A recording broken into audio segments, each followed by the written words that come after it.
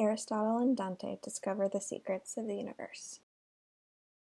To all the boys who've had to learn to play by different rules.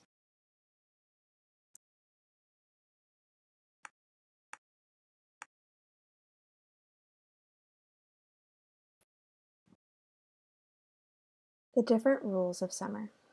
The problem with my life was that it was someone else's idea.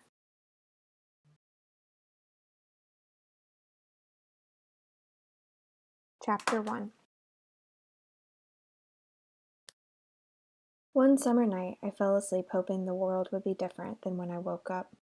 In the morning, when I opened my eyes, the world was the same. I threw off the sheets and lay there as the heat poured in through my open window. My hand reached for the dial on the radio. Alone was playing. Crap. Alone. A song by a group called Heart. Not my favorite song. Not my favorite group. Not my favorite topic. You don't know how long. I was 15. I was bored. I was miserable. As far as I was concerned, the sun could have melted the blue right off the sky. Then the sky could be as miserable as I was. The DJ was saying annoying, obvious things like, "It's summer, it's hot out there," and then he put on that retro Lone Ranger tune, something he liked to play every morning, because he thought it was a hip way to wake up the world. Hi-yo, Silver! Who hired this guy? He was killing me. I think that as we listened to the William Tell overture, we were supposed to be imagining the Lone Ranger and Tonto riding their horses through the desert. Maybe someone should have told the guy that we weren't all 10-year-olds anymore. Hi-yo, Silver! Crap. The DJ's voice was on the airwaves again. Wake up, El Paso. It's Monday, June 15th, 1987. 1987, can you believe it? And a big happy birthday goes out to Waylon Jennings, who's 50 years old today. Waylon Jennings? This was a rock station, damn it.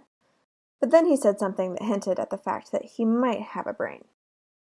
He told the story about how Waylon Jennings had survived the 1959 plane crash that killed Buddy Holly and Richie Valens.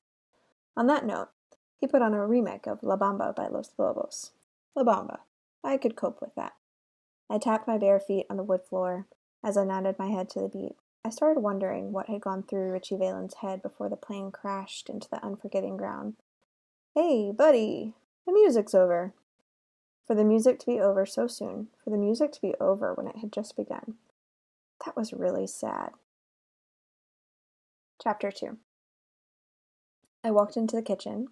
My mom was preparing lunch for a meeting with her Catholic church lady friends. I poured myself a glass of orange juice. Mom smiled at me. Are you going to say good morning? I'm thinking about it, I said. Well, at least you dragged yourself out of bed. I had to think about it for a long time. What is it about boys and sleep? We're good at it. That made her laugh. Anyway, I wasn't sleeping. I was listening to La Bamba. Richie Valens, she said, almost whispering. So sad. Just like your Patsy Cline. She nodded. Sometimes I caught her singing that song crazy, and I'd smile. And she'd smile. It was like we shared a secret. Mom, she had a nice voice. Plane crashes, my mother whispered. I think she was talking more to herself than to me. Maybe Richie Valens died young, but he did something. I mean, he really did something. Me? What have I done? You have time, she said. There's plenty of time. The eternal optimist. Well, you have to become a person first, I said. She gave me a funny look. I'm 15. I know how old you are. 15-year-olds don't qualify as people. My mom laughed. She was a high school teacher. I knew she half agreed with me. So what's the big meeting about? We're reorganizing the food bank. Food bank? Everyone should eat. My mom had a thing for the poor. She'd been there. She knew things about hunger that I'd never know. Yeah, I said. I guess so. Maybe you can help us out? Sure, I said. I hated being volunteered. The problem with my life was that it was someone else's idea. What are you going to do today? It sounded like a challenge. I'm going to join a gang. That's not funny. I'm Mexican. Isn't that what we do? Not funny. Not funny, I said. Okay, not funny. I had the urge to leave the house. Not that I had anywhere to go. When my mom and her Catholic church lady friends over, I felt like I was suffocating. It wasn't so much that all her friends were over 50. That wasn't it. And it wasn't even the comments about how I was turning into a man right before their eyes. I mean, I knew bullshit when I heard it. And as bullshit went, it was the nice, harmless, affectionate kind.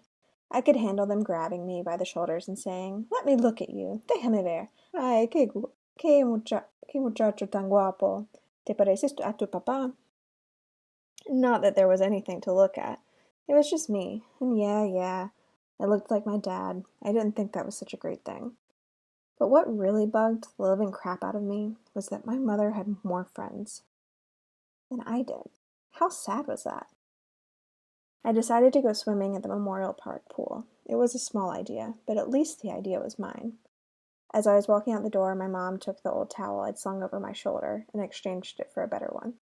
There were certain towel rules that existed in my mom's world that I just didn't get, but the rules didn't stop at towels. She looked at my t-shirt. I knew a look of disapproval when I saw one. Before she made me change, I gave her one of my own looks. "It's my favorite t-shirt," I said. "Didn't you wear that yesterday?" "Yes," I said. "It's Carlos Santana." "I know who it is," she said. "Dad gave it to me on my birthday. As I recall, you didn't seem all that thrilled when you opened your father's gift." I was hoping for something else. Something else? I don't know, something else. A t-shirt for my birthday? I looked at my mom. I guess I just don't understand him. He's not that complicated, Ari. He doesn't talk. Sometimes when people talk, they don't always tell the truth. Guess so, I said. Anyway, I'm really into this t-shirt now. I can see that. She was smiling. I was smiling too. Dad got it at his first concert. I was there, I remember. It's old and ratty. I'm sentimental. Sure you are. Mom, it's summer. Yes, she said. It is summer. Different rules, I said. Different rules, she repeated. I loved the different rules of summer. My mother endured them. She reached over and combed my hair with her fingers. "Promise me you won't wear it tomorrow." "Okay," I said. "I promise.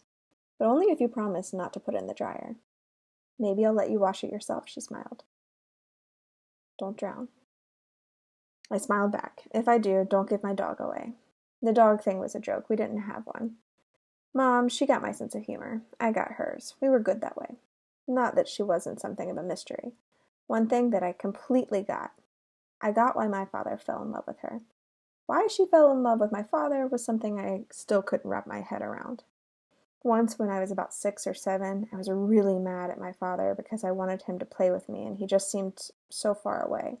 It was like I wasn't even there. I asked my mom with all my boyhood anger, "How could you have married that guy?" She smiled and combed my hair with her fingers. That was always her thing. She looked straight into my eyes and said calmly, "Your father was beautiful." She didn't even hesitate. I wanted to ask her what happened to all that beauty. Chapter 3. When I walked into the heat of the day, even the lizards knew better than to be crawling around. Even the birds were laying low. The tarred patches of the cracks of the street were melting, the blue of the sky was pale, and it occurred to me that maybe everybody had fled the city in its heat. Or maybe everyone had died, like in one of those sci-fi flicks, and I was the last boy on Earth. But just as that thought ran through my head, a pack of guys who lived in the neighborhood passed me on their bikes, making me wish I was the last boy on Earth. They were laughing and messing around, and they seemed like they were having a good time. One of the guys yelled at me, "Hey, Mendoza, hanging out with all your friends?" I waved, pretending to be a good sport. "Ha ha ha," and then I flipped him the bird. One of the guys stopped, turned around, and started circling me on his bike. "You want to do that again?" he said. I gave him the bird again. He stopped his bike right in front of me and tried to stare me down. It wasn't working. I knew who he was. His brother, Javier, had tried to mess with me once. I'd punched the guy. Enemies for life. I wasn't sorry. Yeah, well, I had a temper, I admit it. He put on his mean voice, like it scared me. "Don't screw with me, Mendoza." I gave him the bird again and pointed at his face just like a gun. He just took off on his bike. There were a lot of things I was afraid of, but not guys like him. Most guys didn't screw with me, not even guys who ran around in packs. They all passed me on their bikes again, yelling stuff. They were all 13 and 14, and messing with guys like me was just a game for them. As their voices faded, I started feeling sorry for myself. Feeling sorry for myself was an art. I think a part of me liked doing that. Maybe it had something to do with my birth order. I think that was part of it. I didn't like the fact that I was a pseudo-only child. I didn't know how else to think of myself. I was an only child without actually being one. That sucked. My twin sisters were 12 years older. 12 years was a lifetime. I swear it was. And they'd always made me feel like a baby or a toy or a project or a pet. I'm really into dogs, but sometimes I got that feeling that I was nothing more than the family mascot. That's the Spanish word for a dog who's the family's pet. Mascoto, mascot. Great Ari, the family mascot. And my brother, he was 11 years older. He was even less accessible to me than my sisters. I couldn't even mention his name. Who the hell likes to talk about older brothers who are in prison? Not my mom and dad, that was for sure. Not my sisters either. Maybe all that silence about my brother did something to me. I think it did. Not talking can make a guy pretty lonely. My parents were young and struggling when my sisters and brother were born. Struggling is my parents' favorite word. Sometime after 3 children and trying to finish college, my father joined the Marines. Then he went off to war. The war changed him. I was born when he came home. Sometimes I think my father has all these scars on his heart, in his head, all over. It's not such an easy thing to be the son of a man who's been to war. When I was 8, I overheard my mother talking to my Aunt Ophelia on the phone. I don't think that the war will ever be over for him. Later, I asked my Aunt Ophelia if that was true. Yes, she said, it's true. But won't the war leave my dad alone? Because your father has a conscience, she said. What happened to him in the war? No one knows. Why won't he tell? Because he can't. So that's the way it was. When I was 8, I didn't know anything about war. I didn't even know what a conscience was.